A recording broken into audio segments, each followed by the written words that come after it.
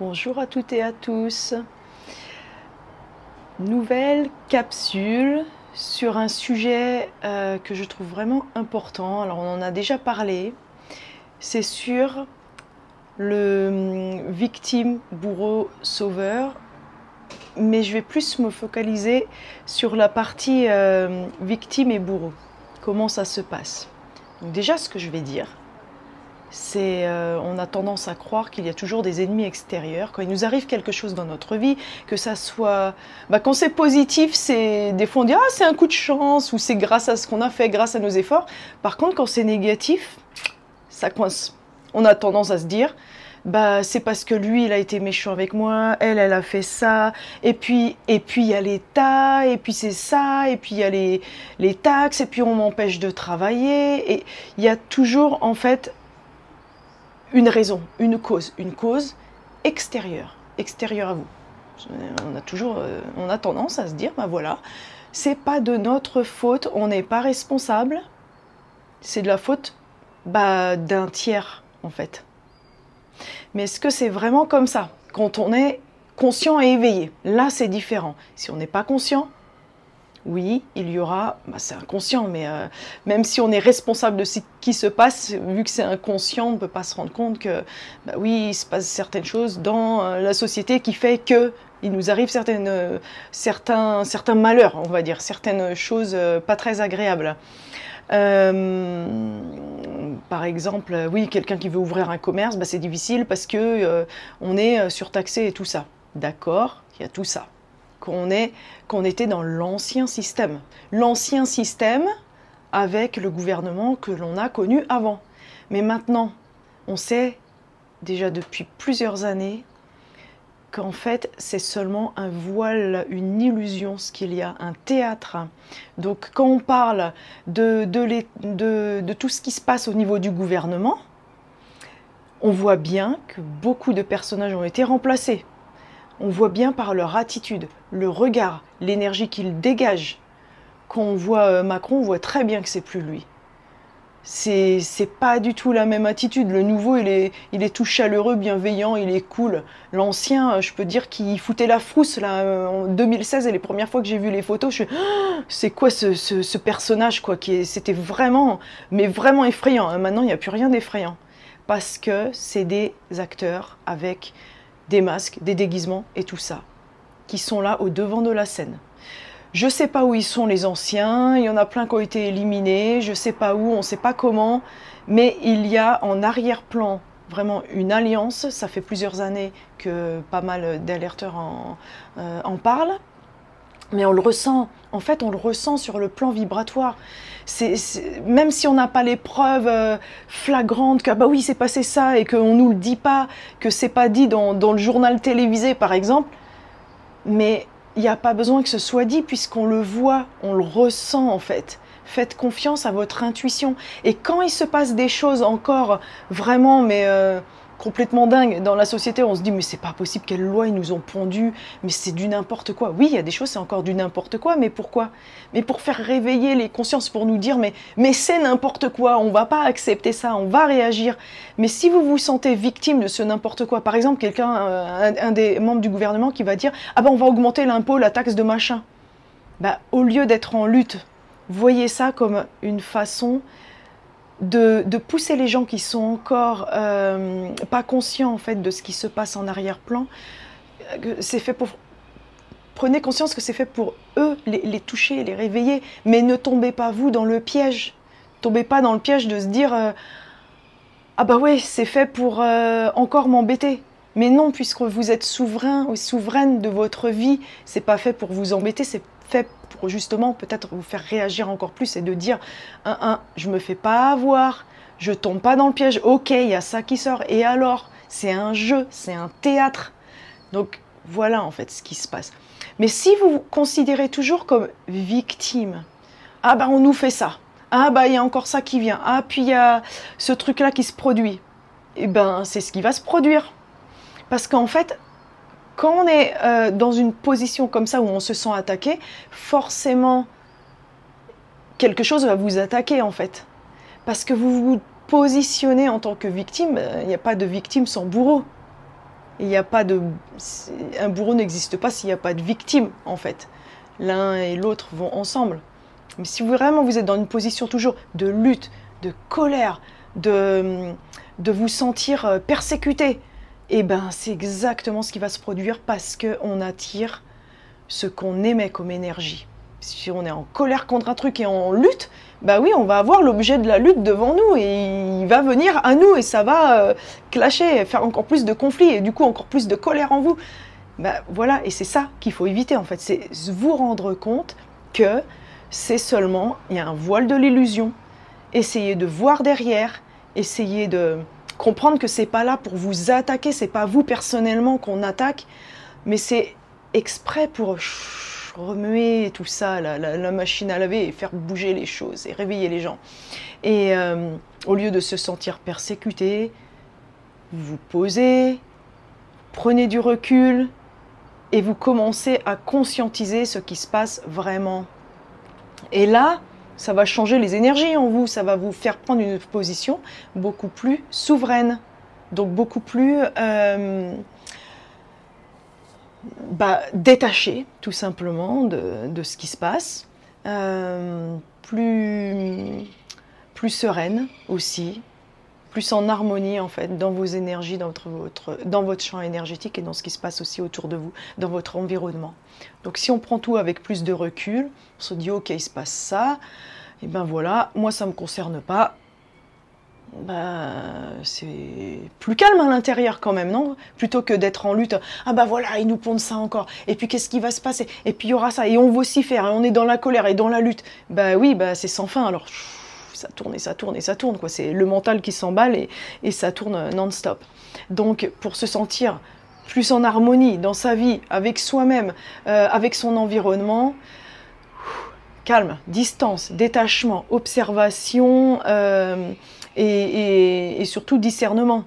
Et qu'est-ce que dit l'intuition à l'intérieur? Là, vous sentez vraiment que c'est une attaque personnelle ou sur la société ou pas? Ou est-ce que vous sentez que quand même il y a des choses qui ont changé et qu'on est un peu maître de son destin aussi et que tout ça, vous êtes inatteignable si vous êtes bien aligné?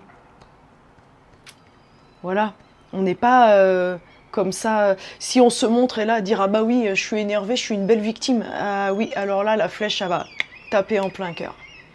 Si on est là, bah non, moi, je suis indifférent à ça, ça me concerne pas.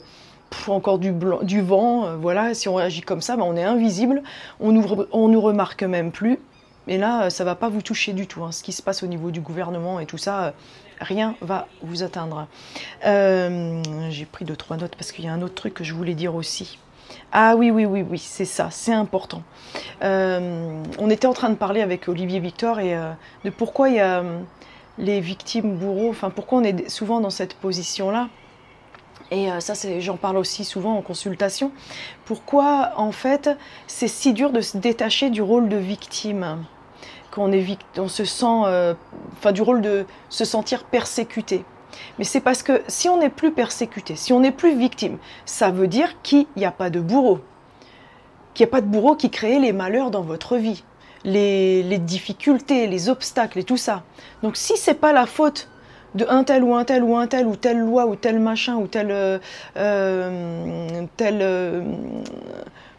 événement social quelconque, si c'est pas de la faute de rien d'extérieur, si rien à l'extérieur n'est responsable de ce qui advient, de ce qui vous arrive dans votre vie, c'est qui le responsable dans le coup? Eh ben, c'est soi-même. C'est vous-même. Oui, c'est dur à accepter. Je peux dire pour moi aussi, parfois. C'est dur à accepter de dire ouais, c'est vrai que c'était mon incarnation, mon chemin d'incarnation. Dans mon chemin d'incarnation, j'avais ça à vivre, j'avais cette épreuve-là. Je me suis fait faire vivre ça. J'ai fait en sorte de m'éveiller sur certains points. Et pour ça, il fallait un événement quelconque qui allait m'éveiller sur ce point. Donc, quand on s'incarne, on ne planifie pas tous les événements qui vont nous permettre de nous éveiller ou de nous de nous aider à remplir notre mission d'âme. C'est pas clair le chemin parfois, mais c'est les événements qui nous guident vers un chemin d'âme en fait, vers une façon d'être, vers une façon de mettre certaines choses en place dans nos vies. Et le chemin, il n'est pas, bah voilà, c'est là le chemin, on met un petit panneau, ça c'est le chemin à suivre. Non, le chemin à suivre, il passe par l'intuition, dans le ressenti, et aussi on est guidé d'une façon visible et invisible, donc à travers des symboles, des signes, des messages, mais aussi à travers des événements qui arrivent dans nos vies. Et les événements, ça va pas être ah, on a eu des super notes, ça veut dire que là on est capable de faire une grande école. C'est pas ce genre de symbole. Ça peut être des événements tristes, des événements désagréables, autant que des événements agréables. Les événements désagréables qu'on fait venir dans nos vies, qu'on attire à nous pour nous faire réagir et mettre certaines choses en activité, enfin, nous montrer de quoi on est capable aussi, ben, ils surviennent pour vraiment secouer un peu le cocotier et nous montrer le chemin. Parce que des fois on réagit, on est là, ça j'en ai marre, je lâche ce truc-là et je vais dans cette direction. Et ben voilà, c'est exactement ce que l'âme attendait en fait. Parfois on est, j'en parlais dans les précédentes vidéos, oui on est dans un certain confort, mais est-ce que ce confort convient encore à votre mission d'âme? Je ne parle pas de l'avatar incarné, mais la mission d'âme. Est-ce que pour votre mission, faut rester dans telle ou telle relation, tels amis, tel groupe d'amis, tel partenaire, tel mari ou femme, telle maison, telle région? Même si l'avatar se sent bien là, la vie, bah, des fois on dit oui, j'ai eu des grands malheurs, alors bah voilà, j'ai perdu la maison, enfin il y a eu un événement quelconque qui fait qu'on a perdu la maison, ou qu'il y a eu une séparation, mais c'était peut-être justement, et souvent c'est le cas, le chemin d'âme, l'âme qui a fait en sorte que ces événements surviennent pour vous faire prendre un nouveau chemin, gagner une nouvelle force en vous, une nouvelle énergie, des transmutations, des métamorphoses intérieures et donc extérieures sur l'environnement. Et souvent, quand on a des métamorphoses à l'intérieur, bah, il y en a à l'extérieur. Et inversement, il y en a à l'extérieur, ça nous transforme à l'intérieur et de nouveau ça impacte sur l'extérieur. Donc en fait, s'il n'y a plus de bourreau à l'extérieur, ça signifie que vous êtes responsable de tout ce qui survient dans vos vies, le bon comme le mauvais. Le mauvais, alors ça ne veut pas dire qu'on est là, bon bah je vais commander alors pour mon avatar, ma réincarnation, on va mettre, ah bah là je vais être bouc émissaire à l'école, ensuite je vais être rejeté par ma famille, ensuite je vais être le mouton noir parmi, j'aurai pas d'amis, ensuite en grandissant, je vais être mariée à quelqu'un et la personne va décéder, mon conjoint ou ma conjointe. Ensuite, on a eu des enfants, mais finalement, ils ne veulent plus me parler en grandissant, en devenant adulte. Il y a des causes à tout ça. On n'a pas commandé ça comme sur une liste qu'on écrit. Ok, là, je vais faire ça, ça, ça. Non, c'est pas là. Ça se passe pas comme ça non plus. C'est pas de cette manière. Mais il y a des événements. Par exemple, l'âme a décidé de s'incarner et d'apprendre certaines choses, de ressentir ce que ça fait peut-être quand on perd quelqu'un autour de nous, enfin quelqu'un qu'on aime qui va décéder, donc perte par la mort. Donc il y a ça, donc on ne sait pas qui, quand, quoi, comment ça va se passer, qu'une personne à qui on tient va partir, mais ça arrive à un moment donné, parce que ça fait partie des apprentissages de l'âme, de nos vies. On a plein d'incarnations, et on a des incarnations qui sont plus douces et d'autres qui sont plus dures, d'autres plus brutales et d'autres de nouveau plus douces. Mais tout ça, donc, on en est responsable parce que ça fait partie de cet apprentissage de notre âme, on remplit des contrats d'âme, on a plein de choses à apprendre en fait en tant qu'être vivant, qu'être humain. Voilà, tout ça c'est fait pour nous faire grandir. Mais c'est pas quelque chose, évidemment, on choisit pas que bon bah alors là je vais programmer, non lui il va partir, non pas lui, parce que j'ai besoin d'apprendre. Non, ça se passe pas vraiment comme ça, c'est vraiment, faut le voir plus en arrière-plan. il y a des choses à vivre et à apprendre, et ça va, il y a des contrats d'âme, par exemple, je pense avec les personnes, moi j'ai perdu beaucoup de gens dans ma vie, surtout beaucoup d'amis, des gens très proches. Il y a eu beaucoup de morts depuis que j'ai l'âge de 4 ans. Mon premier ami qui avait 4 ans, bah, je l'ai perdu. Ensuite, tous les 2 ans, il y avait une personne que je perdais, soit par la mort, soit il y avait un éloignement. Donc, il y a un moment donné, je me suis dit, mais il y a une poisse quoi sur moi, c'est pas possible. Les gens meurent autour de moi, quoi. Qu'est-ce qui se passe? J'ai quoi? Est-ce que je suis responsable? Est-ce que quoi? Non, en fait, maintenant j'ai compris avec le recul, bah, c'était un des apprentissages que je devais apprendre. Réussir en fait à surmonter. Putain, ça crie les mouettes, hein. Oui, elles sont pas d'accord avec ce que je dis, peut-être comme beaucoup d'entre vous, mais voilà. Alors, oui, voilà. Pour la mort, la façon de le surmonter, c'était de se dire, ok. C'était un apprentissage, il y avait des contrats d'âme avec ces personnes qui sont parties. Et c'était ma réaction face aux événements qui étaient testés à chaque fois, jusqu'à temps que j'ai suffisamment, en fait... ça ne veut pas dire qu'on n'est pas dans la douleur et qu'on s'en fout quand il se passe quelque chose. Non, non, non, non. C'est de dire, mais comment ma réaction face aux événements, en fait. Donc, il survient des événements très douloureux, très tristes. On les accueille.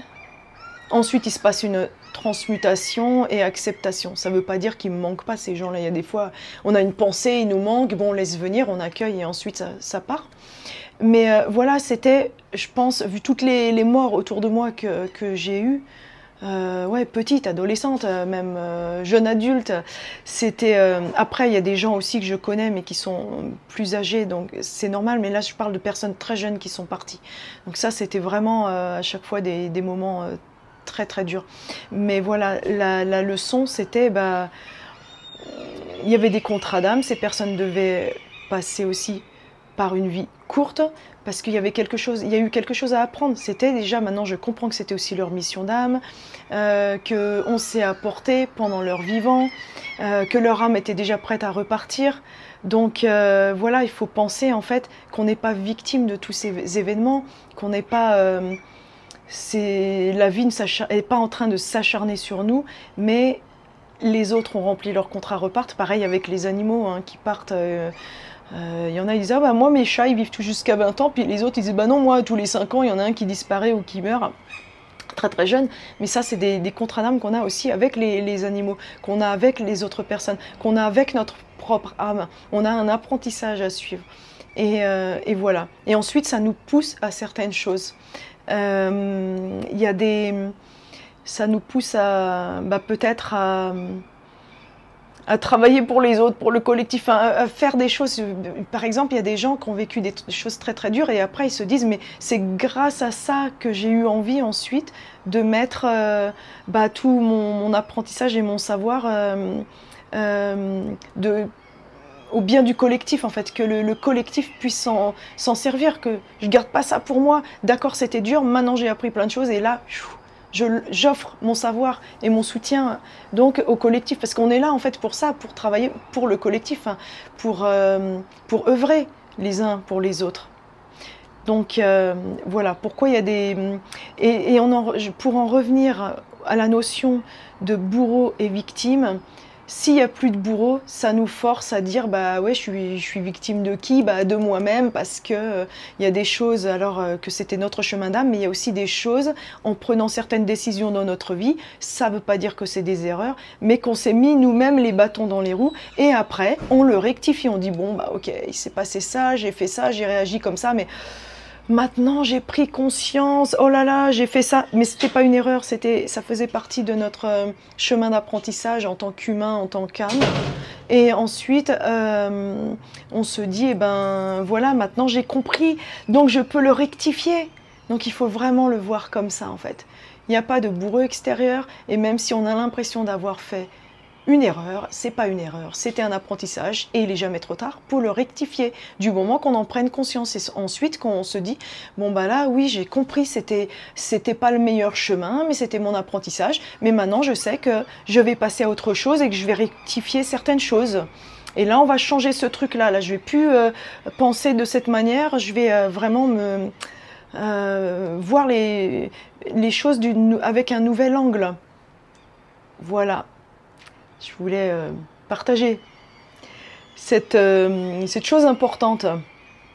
Et aussi, offrir des codes par rapport à ça, pour vous apaiser par rapport à ça.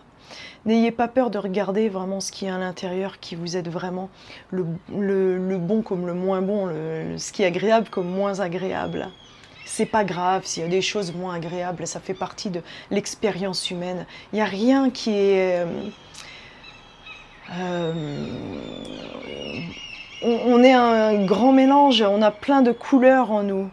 Il n'y a pas vraiment de mauvais. On est là vraiment pour expérimenter, donc voilà. Ce qui est, par contre, je dirais, ce qui est moins bon, c'est de conscientiser plein de choses sur vous et de pas essayer de changer, en fait. De se dire, on a beau, des fois, on fait des consultations et je dis, mais attends, ça, on en avait parlé là, pourquoi ça n'a pas bougé? Donc, quand vous prenez conscience de quelque chose, ensuite, il faut réagir, il faut bouger, il faut mettre en œuvre les choses. Ça passe par l'action concrète, hein. C'est pas seulement se dire, ah ouais, ok, je vais changer, mais après, il va arriver quelque chose dans votre vie et la réaction sera la même. Maintenant, là, il faut se dire, ah là là là là, stop, là, je métamorphose ça. Et puis, voilà, donc, ça va frapper à la porte, en fait, les épreuves, tant qu'il y ait des choses qui ne soient pas rectifiées, ou tant que ça n'ait pas bougé dans vos vies, alors qu'il y ait des choses à mettre en place, en œuvre et tout ça. Donc, voilà. Donc, des codes. Je vais passer au code de lumière sur... Attendez, ça vient. Action, réaction, ça me dit, mais réaction dans... Enfin, réactivité, vous voyez, il faut savoir réagir, intégrer, et ensuite passer à une autre étape. En fait, c'est le processus, et les codes, ça va vous accompagner dans ce processus, en fait. Taraktoshno morakeneya narakasekinyoj darakata morakeke harekekene jadaraka namaya nareki sekanomuruktek sharakomanaya jnarakatakanayoj tokanana narakisekninamaya shamarkinyej tokatokomunia narake sakanaraktekene shanarakatakanomuyo jokumurkekene sektenya yarakarakesektarakte tamarkikesakomujarakakaraktekene Ningadarke Toroko Mayania Starak Sektak Tekanara Storok Horoktokonoma Yeshita Tarak Yakaninarakte Takostokotoroktomo Ashdakaraki Ninarakasa Torahoporoktokojarek Tesania Nara Marakasha, Takanesho Numoruk, Tekaninarectesa, Tarakomoruk Tostomunia Nearecta, Tarectecata, Sara Roktustok Tunia Nara Testa, Hukinia Nara Desta.